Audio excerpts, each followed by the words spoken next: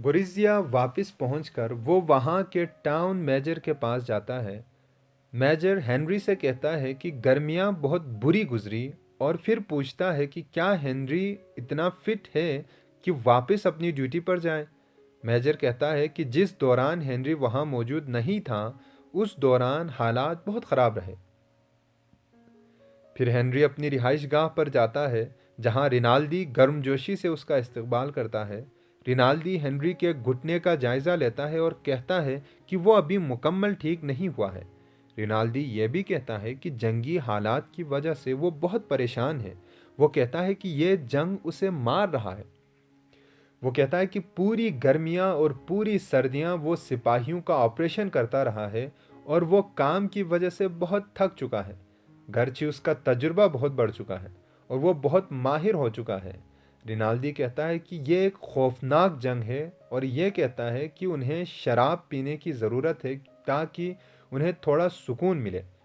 Henry कहता है कि वो शराब नहीं पी सकता क्योंकि हाल ही में उसे यरकान हुआ था, मगर रिनाल्डी इसरार करता है कि वो शराब पिए और अपनी जिगर के बारे में टेंशन ना ले। रिनाल्डी हेनरी से पूछता है कि क्या उसने उस अंग्रेज़ लड़की से यानी कि कैथरीन से शादी कर ली है। हेनरी कहता है कि अभी उसने शादी नहीं की है। मेस में मेजर और प्रीस्ट भी उनको ज्वाइन करते हैं। प्रीस्ट पर अब जोक्स का ख़ास असर नहीं होता है। मिसाल के तौर पर रिनाल्डी प्रीस्ट को चिढ़ाने की कोशिश करता है और कहता है कि सेंट पॉल एक राउंडर एंड चेजर यानी कि एक शराबी और बदकिरदार शख्स था, मगर प्रीस्ट को इससे कोई फ़र्क नहीं पड़ता। जब रिनाल्डी बाहर जाता है तो मेजर हेनरी से कहता है कि वो रिनाल्डी का ख्याल रखे क्योंकि उस पर न सिर्फ काम का बोझ ज़्यादा है बल्कि उसका ख्याल है कि उसे सिफिलिस भी है। हेनरी मेजर से कहता है कि रिनाल्डी को ज़्यादा शराब ना पीने दे। मेस के बाद प्रीस्ट हेनरी के साथ उसके कमरे तक जाता है। हेनरी उससे पूछता है कि जंग के बारे में उसका क्या ख्याल है। प्रीस्ट जवाब देता है कि उसे लगता है कि जंग जल्द ख़त्म हो जाएगी। प्रीस्ट कहता है कि गर्मियाँ बहुत खौफनाक थीं और अब जाके लोगों को पता लगने लगा है कि जंग क्या चीज़ होती है। प्रीस्ट कहता है कि अब जंग ज़्यादा देर नहीं चल सकती। गर्मियों में ऑस्ट्रिया वालों ने फतूहात हासिल की हैं। वो इटली वालों को सेंट गैब्रियल पर कब्ज़ा करने से रोकने में कामयाब हो गए हैं। हेनरी को लगता है कि ऐसा है तो ऑस्ट्रिया वाले जंग ख़त्म नहीं करेंगे।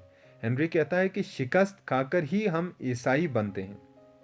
हत्ता कि जीसस क्राइस्ट की आजिज़ी भी शिकस्त के एहसास की वजह से ही थी। हेनरी प्रीस्ट से कहता है कि अब तो वो भी डिप्रेस्ड महसूस कर रहा है और जंग के बारे में न सोचने की कोशिश कर रहा है। प्रीस्ट हेनरी से पूछता है कि वो किस चीज़ में ईमान रखता है, तो हेनरी कहता है कि वो नींद में ईमान रखता है, मतलब किसी चीज़ में भी ईमान नहीं रखता। हेनरी अब बेंसीजा जाता है और जीनो से मिलता है।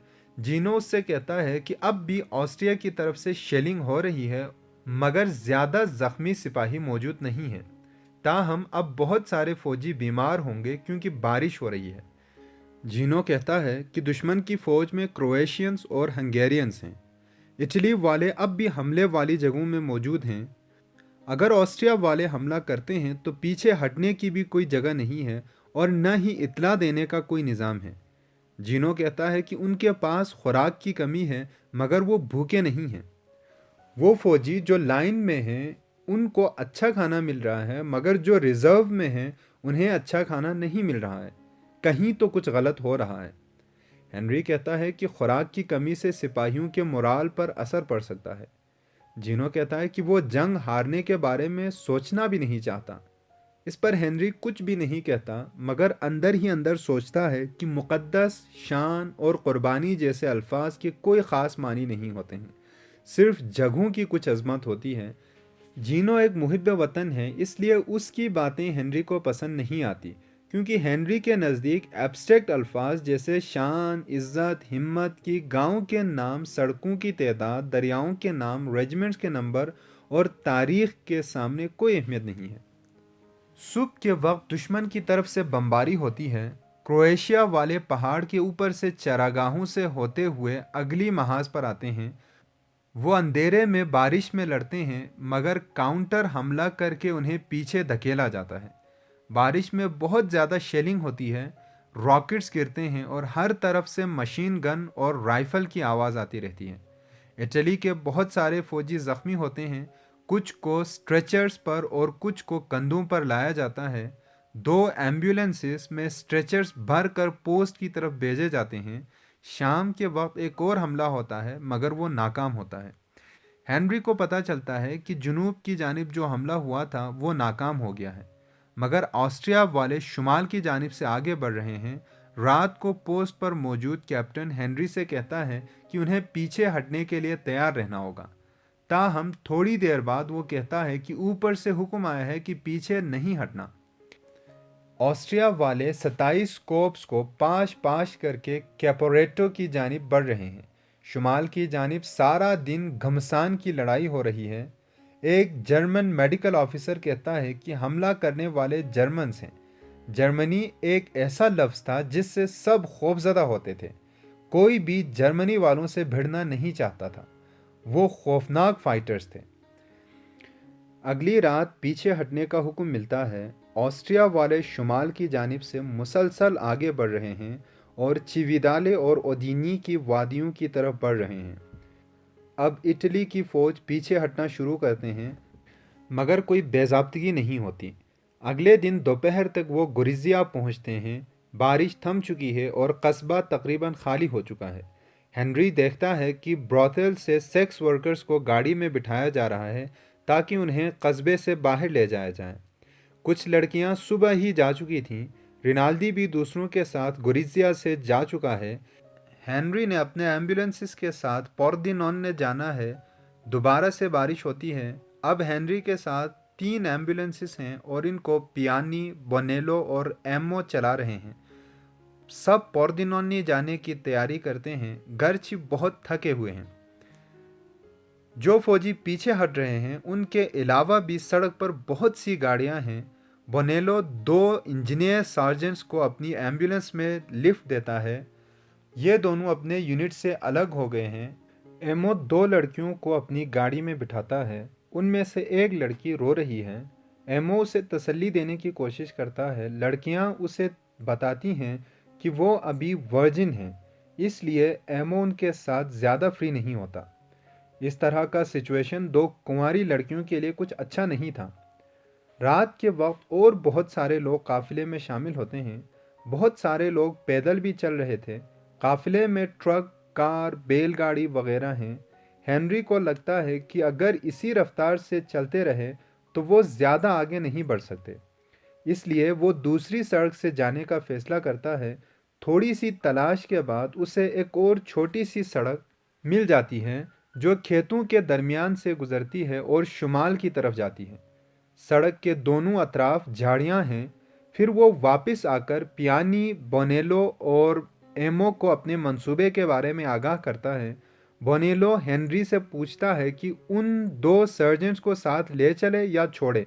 हेनरी कहता है कि उन्हें साथ ले चलना चाहिए, क्योंकि रास्ते में अगर गाड़ियों को धक्का देने की ज़रूरत पड़ी तो वो काम आएंगे। उस सड़क पर चलते चलते वो एक फार्म हाउस पहुंच जाते हैं।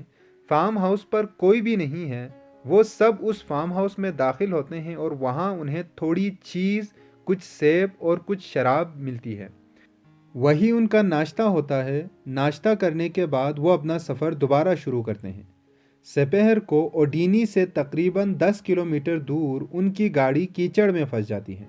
हेनरी और उसके ड्राइवर्स गाड़ी को निकालने की हर मुमकिन कोशिश करते हैं, मगर नाकाम रहते हैं। वो 2 सर्जेंट्स जिनको उन्होंने लिफ्ट दिया था, वो मदद किए बगैर आगे चलना चाहते हैं। हेनरी उनको रोकता है और मदद के लिए कहता है, मगर वो कहते हैं कि हेनरी उनका ऑफिसर नहीं है, लिहाजा वो हेनरी की बात नहीं मानेंगे और वो चलने लगते हैं। हेनरी दोबारा उनसे रुकने के लिए कहता है, मगर वो और तेज़ी से आगे बढ़ते हैं। इस पर हेनरी अपनी बंदूक से उन पर गोली चलाता है। उनमें से एक गिर जाता है, ताहम दूसरा भाग जाता है। बोनीलो आगे बढ़ता है और ज़ख्मी सर्जेंट को एक और गोली मारता है और उसे मौत के घाट उतार देता है। जब वो गाड़ी को कीचड़ से निकालने में नाकाम रहते हैं तो हेनरी फैसला करता है कि उन्हें ओडीनी तक का बाकी रास्ता पैदल ही तय करना होगा। हेनरी उन दोनों लड़कियों को कुछ पैसे देता है और कहता है कि वो वापस मेन रोड जाए और बाकी लोगों के साथ सफ़र जारी रखे। बोनीलो कहता है कि उसने कभी जंग में किसी को नहीं मारा था, मगर अब वो खुश है कि चलो किसी को तो उसने मारा। हेनरी उससे पूछता है कि वो एक एनार्किस्ट तो नहीं है। बोनीलो कहता है कि वो एनार्किस्ट नहीं बल्कि वो सब सोशलिस्ट हैं। अब वो जितनी हो सके उतनी तेज़ी से पैदल चलने लगते हैं। बाद में हेनरी और उसके साथियों को यह पता चलता है कि वो सड़क एक दरिया पर से गुजरती है और दरिया पर मौजूद ब्रिज धमाके से उड़ाया जा चुका है और दरिया के इस तरफ गाड़ियों की एक लंबी कतार है जिन्हें लोग छोड़कर जा चुके हैं। वो दरिया के साथ पार करने की कोई जगह तलाश करते हुए चलते रहते हैं। थोड़ी देर बाद वो रेलवे ब्रिज पर पहुंचते हैं। यह ब्रिज ठीक है। हेनरी अपने साथियों से कहता है कि वो ब्रिज पहले पार करेगा और अगर कुछ नहीं होता तो बाकी सब भी उसके पीछे आए। थोड़ी ही दूर उसे एक और ब्रिज नज़र आता है जिस पर से एक गाड़ी गुजर रही है और इसमें जर्मनी के सिपाही मौजूद हैं। अब हेनरी फौरन अपने साथियों को इशारा करता है कि वो भी उसके पीछे आए। हेनरी उनको बताता है कि उसने जर्मनी के सिपाहियों को देखा है जो दूसरी ब्रिज पार कर रहे थे। थोड़ी ही देर बाद उन्हें कुछ साइकिल सवार सिपाही नजर आते हैं। उनके सर पर भी जर्मन हेलमेट है। हेनरी और उसके साथी हैरान होते हैं कि जर्मनी के सिपाही इतनी आज़ादी से कैसे घूम रहे हैं। ऑस्ट्रिया के सिपाही उन्हें क्यों नहीं रोक रहे हैं और उन्हें यह देखकर भी हैरानी होती है कि कहीं कोई ऑस्ट्रिया का सिपाही क्यों नज़र नहीं आ रहा है। हेनरी सोचता है कि क्या वो अपनी मंजिल पर पहुंच भी पाएगा। अब तो ऐसा लगता है कि वो उडीनी तक भी नहीं पहुंच पाएगा। उसी दौरान कुछ और साइकिल सवार नजर आते हैं। हेनरी और उसके दोस्त उनसे छुप जाते हैं। अचानक झाड़ियों के पीछे से फायरिंग होती है और एमओ को गोली लगती है और वो मौके पर ही मर जाता है। हेनरी अपने साथियों से कहता है कि जिनको वो जर्मन सिपाही समझ रहे थे वो दरअसल इटालियन सिपाही हैं और वो बौखलाकर हर किसी पर गोली चला रहे हैं। आगे खेतों के पार एक फार्म हाउस मौजूद है। हेनरी, बोनेलो और पियानी इस फार्म हाउस में चले जाते हैं। फार्म हाउस खाली पड़ा हुआ है। वहाँ उन्हें कुछ सॉसेजेस और शराब मिलता है। उसी से वो अपनी भूख और प्यास मिटाते हैं। थोड़ी देर बाद हेनरी देखता है कि बोनीलो कहीं जा चुका है। पियानी कहता है कि बोनीलो एमओ की तरह मरना नहीं चाहता था, इसलिए कैदी बनने के लिए यहाँ से चला गया है। पियानी कहता है कि वो हेनरी के साथ ही रहेगा। फिर वो उडीनी की तरफ अपना सफ़र दोबारा शुरू करते हैं। वो देखते हैं कि जर्मनी की एक बटालियन मेन रोड से आगे बढ़ रही है। किस्मत उनका साथ देती है और वो नज़र नहीं आते। वो सारी रात दरियाए टैग्लियामेंटो की तरफ बढ़ते रहते हैं। रास्ते में उन्हें बहुत से लोग नज़र आते हैं जो अपने इलाके छोड़ कर जा रहे हैं। हेनरी को अंदाज़ा नहीं था कि इतनी बड़ी तादाद में लोग घरों को छोड़कर जा रहे हैं। आर्मी के साथ साथ सारा देहात चल रहा था। सुबह होने से पहले वो दरियाए टैग्लियामेंटो पहुंच जाते हैं। वो दरिया के साथ साथ चलते रहते हैं और चलते चलते ब्रिज पर पहुंचते हैं जहां से बहुत सारे लोग ब्रिज पार कर रहे हैं। वो भी उनमें शामिल होते हैं। हेनरी सोचता है कि इसी वक्त अगर कोई जहाज ब्रिज पर बमबारी करे तो क्या होगा। ब्रिज की दूसरी तरफ इटली के सिपाही और अफसर मौजूद हैं।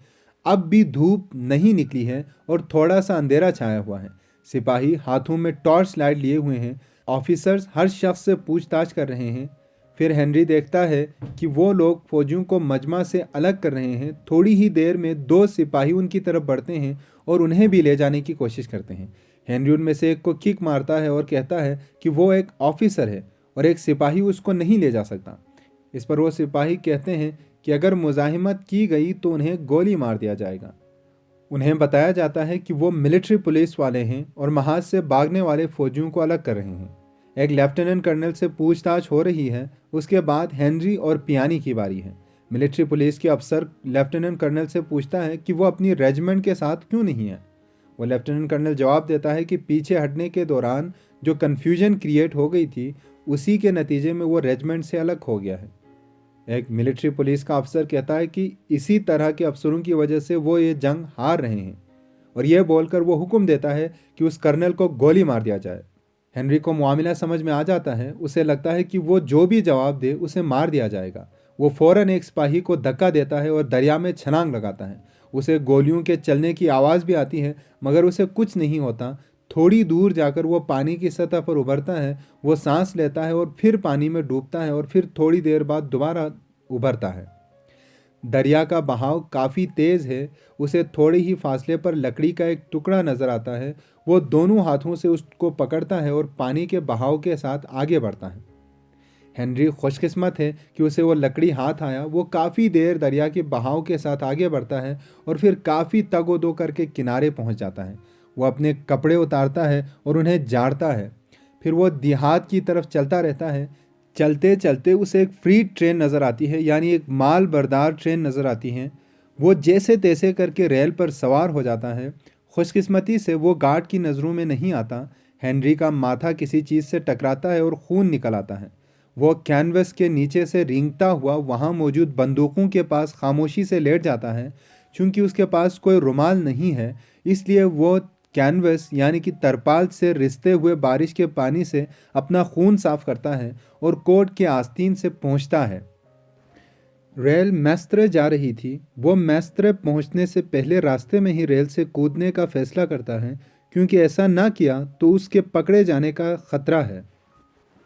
वहाँ बंदूकों के पास लेटे हुए वो पानी से भीग जाता है और उसे काफ़ी सर्दी भी लगती है। उसका घुटना ज़रा सा सुन्न हो गया है, मगर ज़्यादा दर्द नहीं है। डॉक्टर वैलेंटिनी ने उसका बेहतरीन तरीके से इलाज किया था, क्योंकि वो इसी के साथ काफ़ी देर दरिया में तैर चुका था और काफ़ी दूर चला भी था, मगर फिर भी इतनी तकलीफ़ महसूस नहीं हो रही थी। उसे वैलेंटिनी की याद आती है, फिर कैथरीन की याद आती है, मगर उसे लगता है कि वो कैथरीन के बारे में ज़्यादा सोचेगा तो वो पागल हो जाएगा। वो सोचता है कि उसके साथी उसके बारे में क्या सोच रहे होंगे और अमेरिका में उसके घर वाले क्या सोच रहे होंगे। शायद लोग ये सोच रहे होंगे कि वो दरिया में डूबकर मर चुका है, या जख्मों की ताप न लाते हुए मर चुका है, या किसी और वजह से। उसे रिनाल्डी का ख्याल आता है और वो सोचता है कि क्या वाकई में रिनाल्डी को सिफिलिस नामी बीमारी है।